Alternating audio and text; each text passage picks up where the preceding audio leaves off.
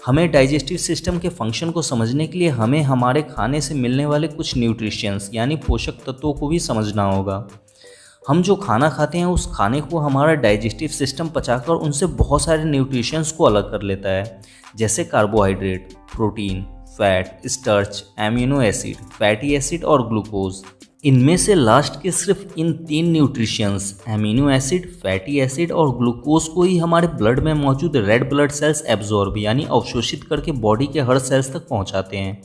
तो आइए अब जानते हैं कि हम जो खाना खाते हैं उसे हमारा डाइजेस्टिव सिस्टम कैसे पचाकर उनमें से एमिनो एसिड, फैटी एसिड और ग्लूकोज को बनाता है। हमारे डाइजेस्टिव सिस्टम यानी पाचन तंत्र में हमारे शरीर के 6 हिस्से शामिल हैं। पहला हमारा मुंह, दूसरा स्टमक यानी अमाशय, तीसरा लीवर, चौथा पैनक्रियाज ग्लैंड यानी अग्नाशय ग्रंथि, पांचवा स्मॉल इंटेस्टाइन यानी छोटी आंत और छठा लार्ज इंटेस्टाइन यानी बड़ी आंत शामिल है। हम जो खाना खाते हैं उसे पचाने की शुरुआत हमारे मुंह से ही शुरू हो जाती है। जब हम खाना खाते हैं तो उस खाने को हमारा दांत छोटे छोटे टुकड़ों में तोड़ देता है।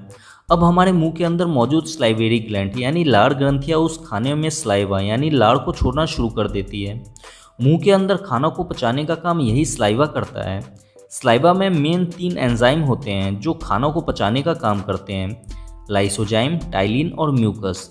लाइसोजाइम हमारे द्वारा खाए गए खाने में मौजूद बैक्टीरिया को मारने का काम करता है। टाइलिन खाने में मौजूद स्टार्च जो एक प्रकार का कार्बोहाइड्रेट है उसे निकाल लेता है और स्लाइवा में मौजूद म्यूकस का काम खाने को चिपचिपा बनाना है ताकि वो पेट के अंदर आसानी से जा सके। अब ये खाना एसोफेगस यानी ग्रास नली से होते हुए स्टमक तक पहुंचता है। ये एसोफेगस 25 सेंटीमीटर लंबा होता है। खाना स्टमक में पहुंचने के बाद स्टमक इस खाने में हाइड्रोक्लोरिक एसिड को छोड़ता है ताकि जो स्ट्रॉन्ग बैक्टीरिया मुंह के अंदर नहीं मर पाए थे वो अब अच्छी तरह से मर जाएं। हाइड्रोक्लोरिक एसिड की वजह से स्टमक में मौजूद खाना और भी छोटे छोटे टुकड़ों में टूटकर पतला हो जाता है। स्टमक के अंदर एक ग्लैंड पाया जाता है जिसे गैस्ट्रिक ग्लैंड यानी जठर ग्रंथि कहते हैं। ये गैस्ट्रिक ग्लैंड स्टमक के अंदर गैस्ट्रिक जूस को छोड़ता है। इस गैस्ट्रिक जूस में रेनिन और पेप्सिन 2 एंजाइम पाए जाते हैं। रेनिन और पेप्सिन का काम खाने को पचाकर उनमें मौजूद प्रोटीन को निकालना है। पेप्सिन खाने में मौजूद प्रोटीन को अलग करके उसे तोड़कर प्रोटीन के एक स्मॉलेस्ट फॉर्म पेप्टोन में बदल देता है। हम जितना ही ज़्यादा खाना खाते हैं स्टमक उस खाने को पचाने के लिए उतना ही ज़्यादा हाइड्रोक्लोरिक एसिड छोड़ता है। इसलिए जब कोई इंसान हद से ज़्यादा खाना खा लेता है तब स्टमक में ज़्यादा हाइड्रोक्लोरिक एसिड रिलीज़ हो जाने के कारण खाना एसिडिक हो जाता है और गैस बनाने लगता है। तब इसे ही हम एसिडिटी कहते हैं। इस प्रॉब्लम से छुटकारा दिलाने के लिए डॉक्टर मैग्नीशियम हाइड्रोक्साइड देते हैं। हम जो इनो पीते हैं वो मैग्नीशियम हाइड्रोक्साइड ही होता है। मैग्नीशियम हाइड्रोक्साइड क्षारीय प्रकृति का होता है और हम सब ये बात जानते ही हैं कि अम्ल और क्षार आपस में मिलकर निष्क्रिय हो जाते हैं। इसलिए इनो पीने के तुरंत बाद एसिडिटी ठीक हो जाता है। स्टमक में खाना 4 घंटे तक रहता है। 4 घंटे बाद स्टमक से अधपचा खाना निकलकर अब स्मॉल इंटेस्टाइन यानी छोटी आंत में पहुंचता है। स्मॉल इंटेस्टाइन लगभग 7 मीटर लंबा होता है। स्मॉल इंटेस्टाइन में खाना पहुंचने के बाद लीवर इसमें बाइल जूस यानी पित्त को छोड़ता है। लीवर द्वारा छोड़ा गया बाइल जूस क्षारीय प्रकृति का होता है। छोटी आंत अम्लीय खाने को नहीं पचा पाती है, इसलिए स्टमक में हाइड्रोक्लोरिक एसिड के कारण अम्लीय बना हुआ खाना बाइल जूस मिक्स होने के कारण निष्क्रिय हो जाता है। बाइल जूस फैट यानी वसा को भी पचाने का काम करता है। स्मॉल इंटेस्टाइन में खाना पहुंचने के बाद पैनक्रियाज ग्लैंड इस खाने को और भी अच्छे तरीके से पचाने के लिए इसमें पैनक्रिएटिक जूस को छोड़ता है। इस पैनक्रिएटिक जूस में 3 एंजाइम टिप्सिन, एमाइलेज और लाइपेज होते हैं। टिप्सिन स्टमक में टूटे हुए प्रोटीन पेप्टोन को फिर से तोड़कर प्रोटीन के और भी स्मॉलेस्ट फॉर्म पेप्टाइड में बदल देता है।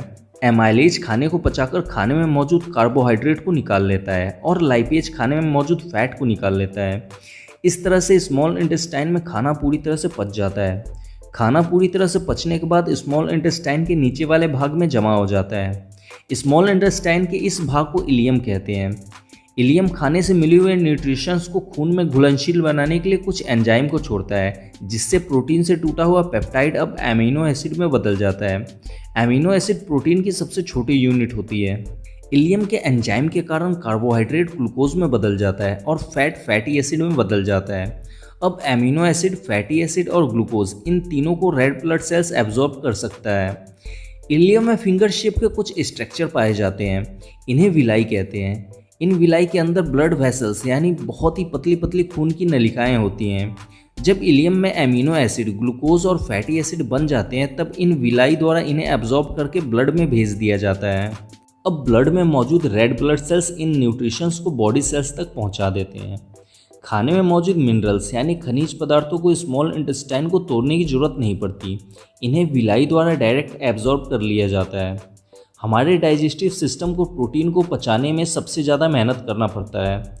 पहले प्रोटीन को तोड़कर पेप्टोन बनाना पड़ता है, फिर पेप्टोन को तोड़कर पेप्टाइड और फिर लास्ट में पेप्टाइड को तोड़कर एमिनो एसिड बनाना पड़ता है, तब जाकर इसका अवशोषण छोटी आंत द्वारा हो पाता है। स्मॉल इंटेस्टाइन में पूरी तरह से पचने और एब्जॉर्ब होने के बाद अब खाने का बचा हुआ वेस्ट मटेरियल पहुंचता है लार्ज इंटेस्टाइन यानी बड़ी आंत में। स्मॉल इंटेस्टाइन में खाना पूरी तरह से पच तो जाता है पर उसमें अभी भी पानी मौजूद रहता है। लार्ज इंटेस्टाइन का काम पचे हुए खाने के वेस्ट मटेरियल में से पानी को सोखना है। लार्ज इंटेस्टाइन खाने के वेस्ट मटेरियल में से पानी को एब्जॉर्ब करके ब्लड में मिक्स कर देता है। अब ये वेस्ट मटेरियल रेक्टम में जाकर इकट्ठा हो जाता है। रेक्टम में खाना इकट्ठा हो जाने के बाद इंसान बाथरूम को याद करने लगता है। फिर बाथरूम में जाने के बाद ये वेस्ट मटेरियल एनस के रास्ते हमारे शरीर से बाहर निकल जाते हैं। हमारे द्वारा खाए गए खाने को मुंह से लेकर एनस से बाहर निकलने तक 32 फीट यानी लगभग 9 मीटर तक का सफ़र तय करना पड़ता है। इस तरह से हमारे द्वारा खाया गया खाना हमारे शरीर में पचता है। उम्मीद है कि आप हमारे पाचन तंत्र को अच्छी तरह से समझ गए होंगे। अगर आपको अभी भी इसमें कुछ समझ में नहीं आया है तो आप इंस्टाग्राम पर जुड़कर अपना कोई भी सवाल